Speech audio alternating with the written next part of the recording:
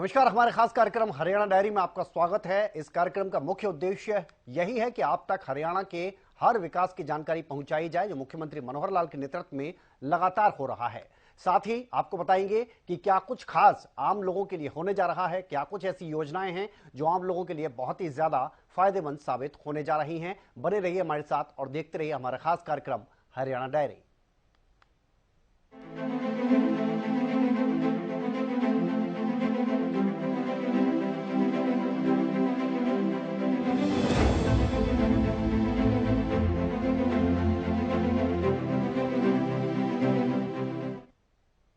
तो मुख्यमंत्री मनोहर लाल ने विभिन्न विभागों के अधिकारियों के साथ 2023-24 के बजट घोषणाओं की समीक्षा की। इस दौरान सीएम ने अधिकारियों को बजट घोषणाओं संबंधी कामों को समयबद्ध पूरा करने के भी निर्देश दिए, जिससे प्रदेश की जनता को विभिन्न योजनाओं और परियोजनाओं का लाभ जल्द मिल सके।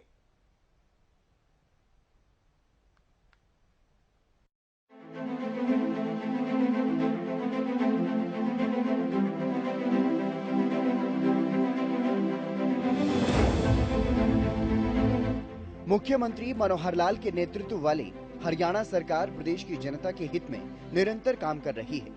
मनोहर सरकार की यही कोशिश है कि हर वर्ग को सरकार की ओर से चलाई गई योजनाओं का लाभ मिले और सरकारी सुविधाओं से कोई भी व्यक्ति वंचित न रहे। इसी कड़ी में सीएम मनोहर लाल ने विभिन्न विभागों के अधिकारियों को साल 2023-24 की बजट घोषणाओं संबंधी कार्यों को समयबद्ध तरीके से पूरा करने के निर्देश दिए, जिससे प्रदेश की जनता को विभिन्न योजनाओं और परियोजनाओं का लाभ जल्द से जल्द मिल सके।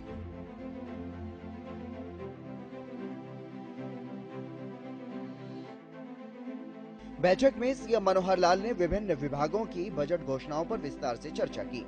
इस दौरान अधिकारियों ने मुख्यमंत्री को अवगत करवाया कि बजट घोषणाओं के तहत अधिकांश परियोजनाओं की विस्तृत परियोजना रिपोर्ट अंतिम चरण में है और 30 अप्रैल तक इसे अंतिम रूप दे दिया जाएगा।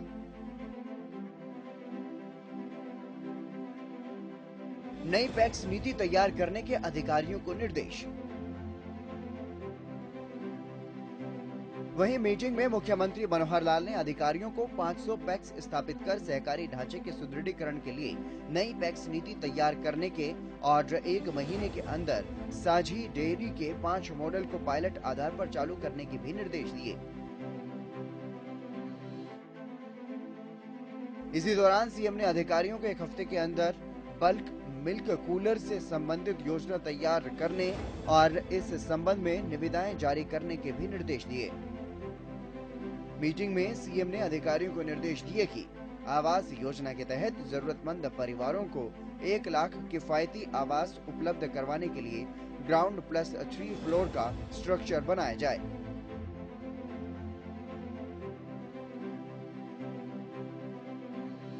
सफाई कर्मचारियों के लिए शुरू की जाएगी प्रोत्साहन योजना। वहीं मीटिंग में मुख्यमंत्री मनोहर लाल ने कहा कि नगर पालिकाओं में सफाई कर्मचारियों की ओर से किए गए कामों को राष्ट्रीय स्तर पर उनकी श्रेणी में शीर्ष 50 में शामिल करने के अलावा 1000 रुपए हर महीने की अतिरिक्त प्रोत्साहन राशि के साथ इसी तरह की योजना राज्य स्तर पर शुरू की जाएगी। राज्य स्तर पर 50% प्रदर्शन करने वाले नगर पालिकाओं के सफाई कर्मचारियों को शहर को स्वच्छ रखने के प्रयासों के सम्मान में प्रोत्साहन राशि दी जाएगी। आपको बता दें कि मुख्यमंत्री मनोहर लाल ने प्रोत्साहन योजना को लेकर बजट में घोषणा की थी। वहीं अधिकारियों ने सीएम को अवगत करवाया कि अनाधिकृत कॉलोनियों के नियमितीकरण के संबंध में एक कार्य योजना तैयार कर ली गई है और 30 सितंबर तक इस प्रक्रिया को पूरा कर लिया जाएगा। बैठक के दौरान सीएम ने अधिकारियों को राजस्व अर्जित करने वाली परियोजनाओं और खाली पड़ी जमीनों के मुद्रीकरण के लिए खाली पड़ी जमीनों को बेचने तथा वैल्यूएबल भूमि उपयोग के लिए बाहरी परिधि पर वैकल्पिक जमीन खरीदने के निर्देश दिए। आपको बता दें, मुख्यमंत्री मनोहर लाल ने इसको लेकर बजट पेश करने के दौरान भी घोषणा की थी। पालिकाओं को सशक्त बनाना है ताकि वे शहरी शासन के प्रभावी और आत्मनिर्भर संस्थानों के रूप में उभर सकें। हाल ही में सरकार ने नगर पालिकाओं को हरियाणा इंजीनियरिंग वर्क्स पोर्टल के माध्यम से स्थानीय स्तर पर विकास कार्य करने की वित्तीय शक्तियों को बढ़ाकर प्रदान की है। छठे राज्य वित्त आयोग की सिफारिशों के आधार पर मैं कुछ मापदंडों के आधार पर नगर पालिकाओं के बीच प्रतिस्पर्धा की भावना पैदा करना चाहता हूं और इस प्रकार उन्हें यथार्थवादी बजट अनुमान तैयार करने और जिम्मेदार वित्तीय प्रबंधन करने के लिए प्रोत्साहित करना चाहता हूं। निर्धारित मापदंडों को प्राप्त करने में प्रदर्शन संकेतकों के आधार पर नगर पालिकाओं को अतिरिक्त धनराशि प्रदान की जाएगी। सफाई कर्मचारी शहर की स्वच्छता बनाए रखने और रखरखाव में अमूल्य योगदान देते हैं। सरकार ने हाल ही में निर्णय लिया है कि राष्ट्रीय स्तर पर अपनी श्रेणी में शीर्ष 50 स्थान पाने वाली पालिकाओं में सफाई कर्मचारियों द्वारा किए गए कार्य को मान्यता दी जाएगी और उस शहरी स्थानीय निकाय के सभी सफाई कर्मचारियों को शहर को साफ रखने में उनके प्रयासों की मान्यता के रूप में प्रति माह 1,000 रुपए की अतिरिक्त प्रोत्साहन राशि दी जाएगी या सालाना 12,000 रुपए प्रदान किए जाएंगे। सरकार ने शहरी क्षेत्रों में अनधिकृत कॉलोनियों के नियमितीकरण प्रक्रिया को व्यवस्थित तरीके से शुरू किया है और राज्य में ऐसी 190 कॉलोनियों के नियमितीकरण के लिए सैद्धांतिक रूप से स्वीकृति प्रदान की है। उम्मीद है कि शहरी स्थानीय निकाय विभाग सभी नगर पालिकाएं सुनिश्चित करने के लिए ठोस प्रयास करेंगे कि शेष पात्र कॉलोनियों को वर्ष 23-24 में नियमित किया जाए और इन कॉलोनियों में विकास कार्य शुरू किए जाए। शहरी क्षेत्रों में पर्यावरण, सामाजिक, सांस्कृतिक बुनियादी ढांचे के विकास को बढ़ावा देने के लिए दिव्य नगर योजना के लिए दिशा निर्देश हाल ही में अधिसूचित किए गए हैं। इस योजना में ऑक्सीवन, नगर वन, शहर के बड़े पार्कों और हरित स्थानों, शहर के सौंदर्यीकरण और लैंडस्केपिंग, सड़क जंक्शनों के पुनः डिजाइन और सौंदर्यीकरण, पर्यटन बुनियादी ढांचे, खेल के बुनियादी ढांचे, एकीकृत कमांड और नियंत्रण केंद्रों की स्थापना, ऊर्जा कुशल smart street lighting system, auditorium, open air theatre और नगर निगम शासन में शहरी भागीदारी निकायों की भागीदारी के साथ राज्य प्रायोजित योजना के रूप में अन्य प्रौद्योगिकी आधारित हस्तक्षेप का विकास किया जाएगा। योजना के तहत पालिकाओं को हाथ में लेने के लिए नगर निगमों, परिषदों और समितियों को अनुमोदित परियोजना लागत का क्रमशः 50%, 65% और 75% राज्यांश प्रदान किया जाएगा। दिव्य नगर योजना के लिए वर्ष 2023-24 में 500 करोड़ रुपए का प्रावधान किया जा रहा है और मैं शहरी विकास हेतु इस सुविधा का लाभ उठाने के लिए सभी शहरी स्थानीय निकायों को प्रोत्साहित करता हूं। बड़े शहरों में जहां सीवरेज के रखरखाव का काम नगर निगमों, महानगर विकास प्राधिकरणों द्वारा किया जाता है, वहां सीवरेज के लिए बुनियादी ढांचे में सुधार के लिए 200 करोड़ रुपए की राशि अलग रखने का प्रस्ताव करता हूं।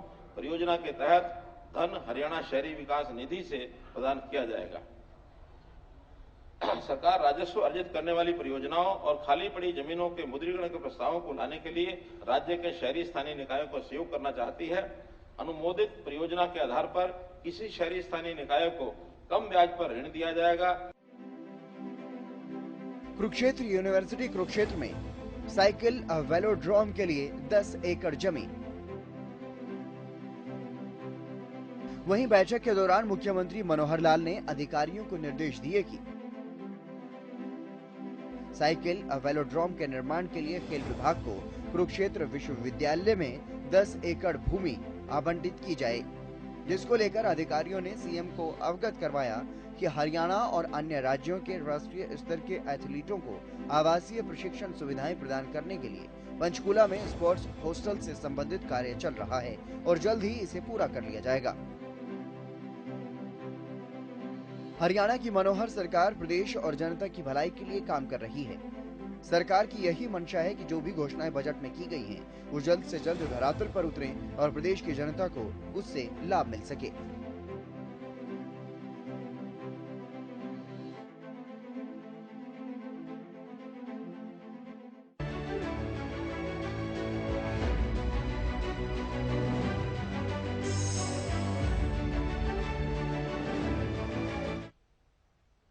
और हरियाणा में अब अफसरों की मनमर्जी नहीं चलेगी। इसको लेकर प्रदेश की मनोहर सरकार ने एक आदेश जारी किया कि फील्ड के अधिकारी बिना पूर्व अनुमति के अपना स्टेशन नहीं छोड़ सकेंगे।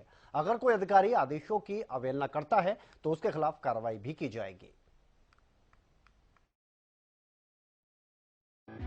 हरियाणा में अब नहीं चलेगी अफसरों की मनमर्जी। प्रशासनिक अधिकारियों के लिए नया सरकारी फरमान। अब बिना इजाजत नहीं छोड़ सकेंगे जिला।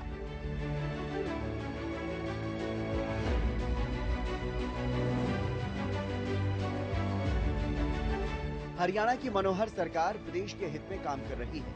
प्रदेश में कानून व्यवस्था बेहतर हो सके, इसके लिए सरकार प्रयासरत है। दरअसल राज्य की कानून व्यवस्था और विधायकों की ओर से अधिकारियों को लेकर मिल रही शिकायतों के बाद सरकार गंभीर होती हुई नजर आ रही है। ऐसे में अधिकारियों के मामले को लेकर सरकार एक्शन मोड में है, जिसको लेकर हरियाणा सरकार ने प्रशासनिक अधिकारियों के लिए नया फरमान जारी किया। मनोहर सरकार ने लॉ एंड ऑर्डर को लेकर जिले के अधिकारियों के लिए सख्त फैसला लिया। आपको बता दें कि सरकार की ओर से जारी नए आदेश के अनुसार डिप्टी कमिश्नर, पुलिस अधीक्षक और उपमंडल अधिकारी बिना बताए जिला नहीं छोड़ पाएंगे। इसके लिए उन्हें पहले सूचित करना होगा। वो सिर्फ पूर्व स्वीकृत टूर के दौरान ही अपने क्षेत्र से, अपने जिले से बाहर जा सकेंगे। इस दौरान उनके स्थान पर कार्यभार देखने वाले अधिकारियों को इसकी पहले सूचना होगी। लापरवाही करने पर होगी अनुशासनात्मक कार्रवाई। मुख्य सचिव की ओर से जारी निर्देशों के अनुसार राज्य सरकार ने उत्तरदायित्वों में किसी भी प्रकार की लापरवाही को गंभीरता से लिया है और अधिकारियों को इन निर्देशों का पालन सुनिश्चित करने के लिए कहा गया है।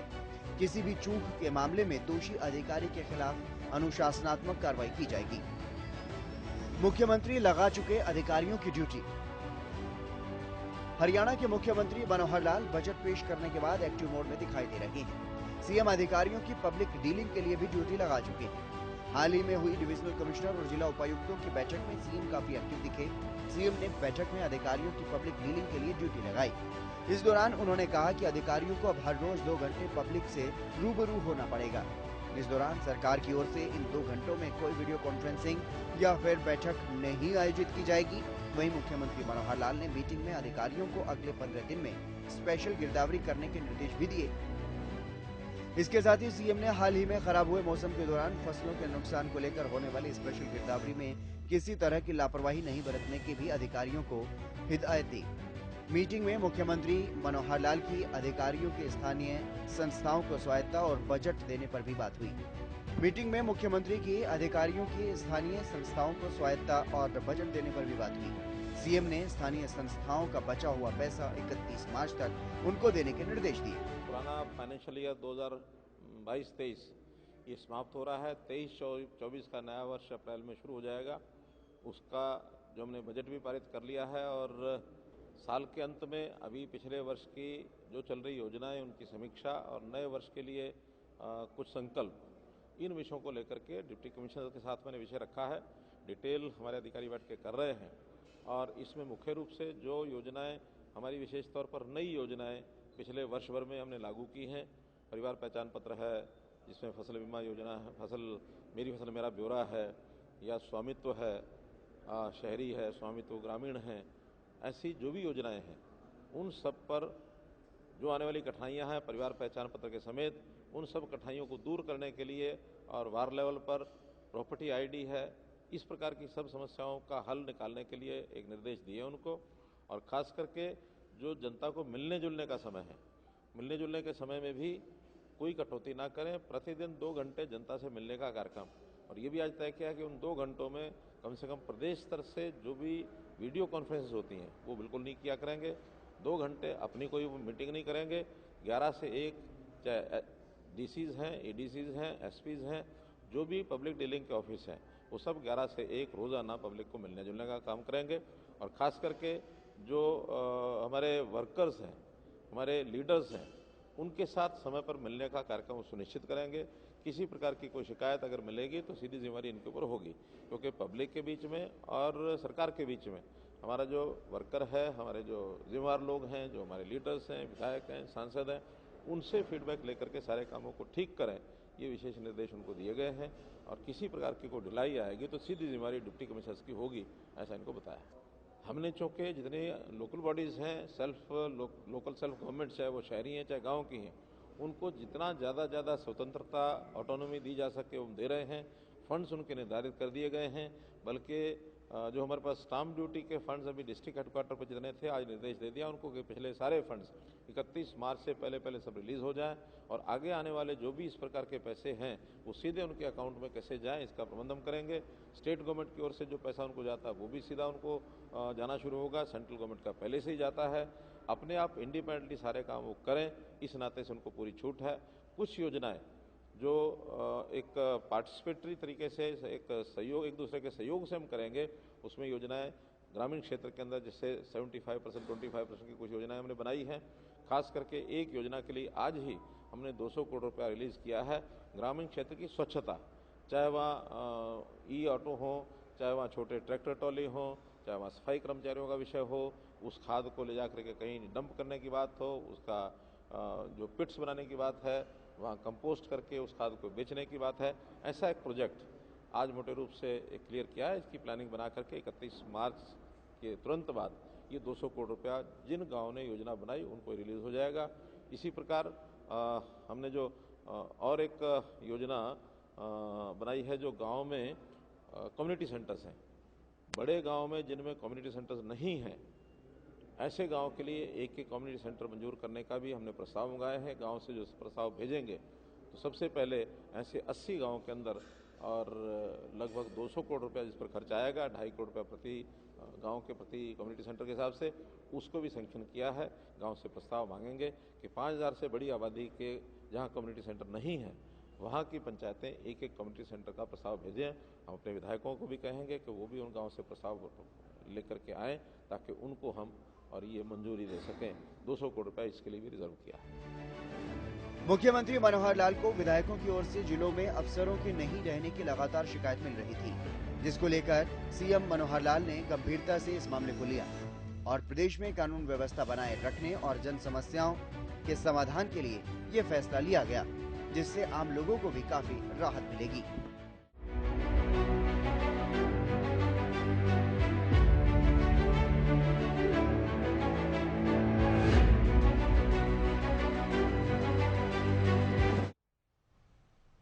मुख्यमंत्री मनोहर लाल के नेतृत्व में हरियाणा विकास के पथ पर निरंतर आगे बढ़ रहा है। प्रदेश में हर स्तर पर विकास हो सके, इसके लिए सरकार लगातार प्रयासरत है। इसी कड़ी में सरकार ने पद्मा योजना को लेकर समीक्षा बैठक की। मीटिंग में क्या कुछ खास रहा और किस तरह से पद्मा योजना की शुरुआत हुई, पद्मा योजना है क्या, इस रिपोर्ट के जरिए देखिए।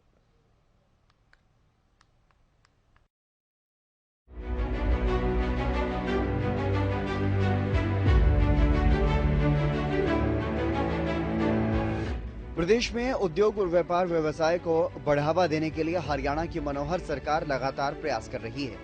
इसी कड़ी में पद्मा को लेकर सरकार की तरफ से समीक्षा बैठक की गई। इस दौरान डिप्टी सीएम ने कहा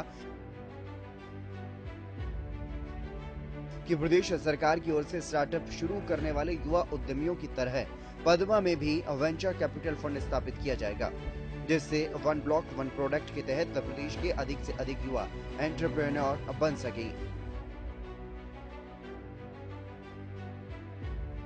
आपको बता दें कि सरकार ने पद्मा को लागू करने के लिए विभाग की ओर से तैयार की गई रणनीति के बारे में एक प्रेजेंटेशन के जरिए जानकारी ली और उसमें सुधार के लिए कई अहम सुझाव भी दिए। वहीं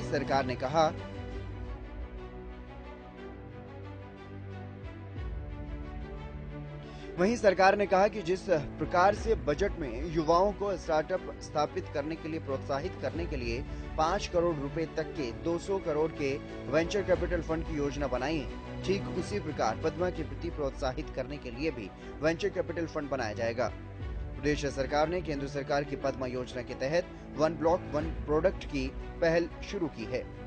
इस पहल का उद्देश्य क्लस्टर दृष्टिकोण का लाभ उठाकर और संतुलित क्षेत्रीय विकास को बढ़ावा देकर ब्लॉक स्तर पर सूक्ष्म और लघु उद्यमों को बढ़ावा देना है। हाल ही में पेश किए गए बजट में भी अगले 5 सालों में पद्मा के लिए 1000 करोड़ रुपए प्रस्तावित किए गए हैं, जिससे डिजाइनिंग, ब्रांडिंग, मार्केटिंग और एक्सपोर्ट प्रमोशन स्कीम जैसे नए इनोवेटिव इंसेंटिव पेश किए जाएंगे, जहां युवाओं को स्टार्टअप स्थापित करने के लिए प्रोत्साहित करने और अपेक्षित कौशल, व्यक्तित्व और संचार कौशल के साथ युवाओं में उद्यमशीलता को बढ़ावा देने के लिए इंक्यूबेशन केंद्रों की स्थापना की जाएगी और बैंकों, वित्तीय संस्थानों और उद्यम पूंजी निधियों से लोन की सुविधा भी मुहैया करवाई जाएगी।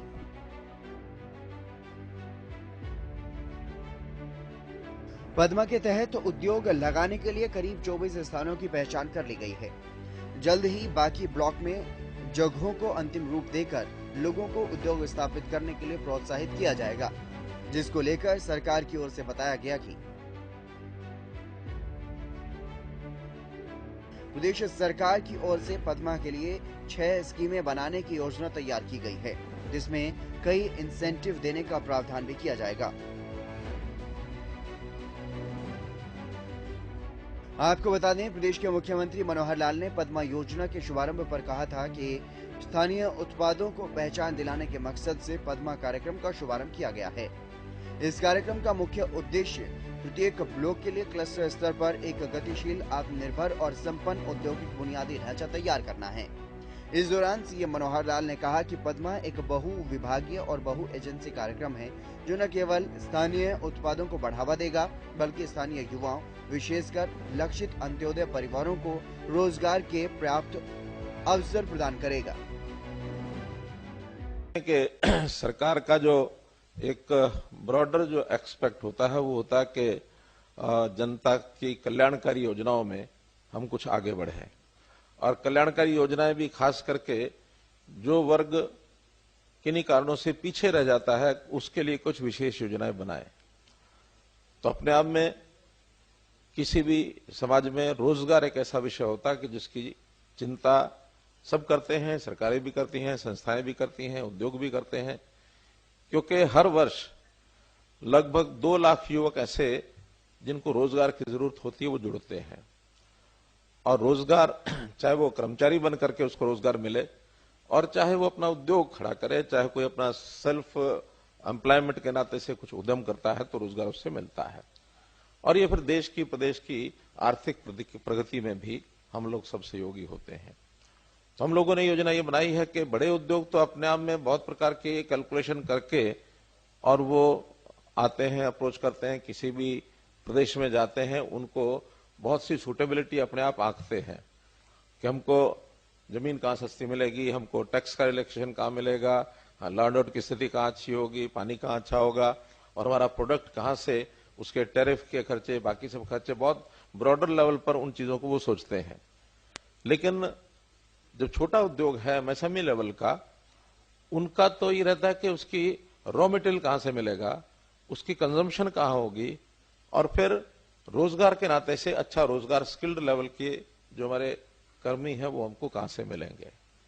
तो उस नाते से हमने देखा है कि अभी बड़ा उद्योग काफी बड़ी मात्रा में, चाहे हमारा ऑटोमोबाइल है या अन्य उद्योग हैं, वो गुरुग्राम और रेवाड़ी क्षेत्र में या फिर इधर पानीपत, जीटी रोड, कुछ एक केंद्रों में एक प्रकार से केंद्रित थे कुछ ही स्थानों पर। लेकिन आखिर तो जैसा बताया दुष्यंत जी ने भी कि हर किसी को रोजगार उसके घर के नजदीक मिले। तो जो ऐसे ब्लॉक्स हैं जिन एरियाज में हम उद्योग को ले जाना चाहते हैं, तो हर क्षेत्र के अंदर हमारा जो है उद्योग पहुंचे, खास करके एमएसएमई। पहले डिस्ट्रिक्ट लेवल की कंसंट्रेशन की थी, अभी जैसा बताया प्रधानमंत्री जी के आह्वान पर सब प्रदेशों में 1 डिस्ट्रिक्ट 1 प्रोडक्ट इस थ्योरी के ऊपर बढ़ रहे हैं। हमने आगे कदम रखा कि एक ब्लॉक पर 140 अगर हमारे ऐसे क्लस्टर बनते हैं तो हर क्लस्टर पर एक 20, 30, 40 एकड़ का कोई एक एरिया, चाहे वो HIDC उसका मानो विकास करे या कोई प्राइवेट भी, अगर कोई उद्यमी, कोई डेवलपर हमारे पास आता है इंडस्ट्रियल एरिया का कोई एक लाइसेंस लेकर के उस प्रकार से करता, तो वो सुविधाएं उनको भी सबको मिलेंगी। तो उससे क्या होगा कि बहुत निकट, at the door step of the worker, उसको काम करने का अवसर मिलेगा, काम करेगा, घर चला जाएगा। उसको अलग से न तो आवास की जरूरत है, न उसको अलग से व्यवस्था करने की जरूरत है। तो इसलिए इस क्लस्टर्स का हमने एक कल्पना की है। लगभग ऐसा मैं मान के चलता हूं कि ऐसे नए यूनिट्स अगले इस वर्ष में 10 से 15 हजार नए यूनिट्स ही खुलने चाहिए। यानी अगर 100 यूनिट भी एक क्लस्टर में खुलते हैं तो 140 में 14,000 बनते हैं। और बहुत बड़े उद्योग की बजाय जैसे माइक्रो और स्मॉल 2 करोड़, 3 करोड़, 4 करोड़ की इन्वेस्टमेंट अगर होती है तो मैं समझता हूं कि 25-30 हजार करोड़ रुपए का इन्वेस्टमेंट इसमें होता है। तो इस योजना के माध्यम से एक बड़े वर्ग को, और वो भी हम चाहते हैं कि जो खास करके ऐसा वर्ग है जो निम्न आय वर्ग का है, क्योंकि सारे समाज को हम 3 भागों में अगर बांटते हैं तो निम्न वर्ग, आय वर्ग है, मध्यम आय वर्ग है और जो उच्च आय वर्ग है। उच्च आय वर्ग के लोग अपना बड़ा उद्योग, बड़े सब कामों करते हैं, लेकिन निम्न आय वर्ग की आवश्यकता है आज उसकी आय को बढ़ाना। उसके लिए हम लगातार काम कर रहे हैं कि अंत्योदय परिवार उत्थान योजना, ये मैंने एक योजना बनाई है कि जिस परिवार की 1,80,000 रुपए से वार्षिक आय कम है, अर्थात 15,000 रुपए महीना भी जिस घर में नहीं पहुंचता है, उसको कठिनाई बहुत है परिवार के पालन पोषण को। उसके लिए हमने स्पेशल कैंप्स लगाए हैं। हरियाणा की मनोहर सरकार की पद्मा योजना प्रदेश से बेरोजगारी को खत्म करने में मील का पत्थर साबित होगी। सरकार की कोशिश है कि विकास के एक अहम आधार उद्योगों के साथ साथ व्यापार व्यवसाय के क्षेत्रों में ऐसा वातावरण बने जिससे प्रगति हो और प्रदेश की जनता को इसका लाभ मिले।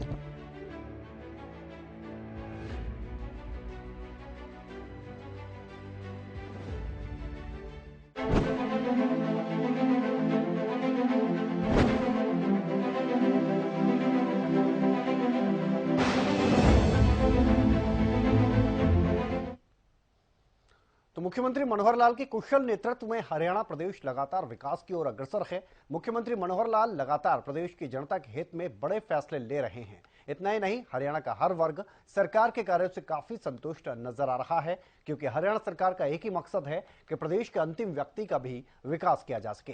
फिलहाल हमारे खास कार्यक्रम हरियाणा डायरी में आज के लिए इतना ही। आप देखते रहिए हरियाणा।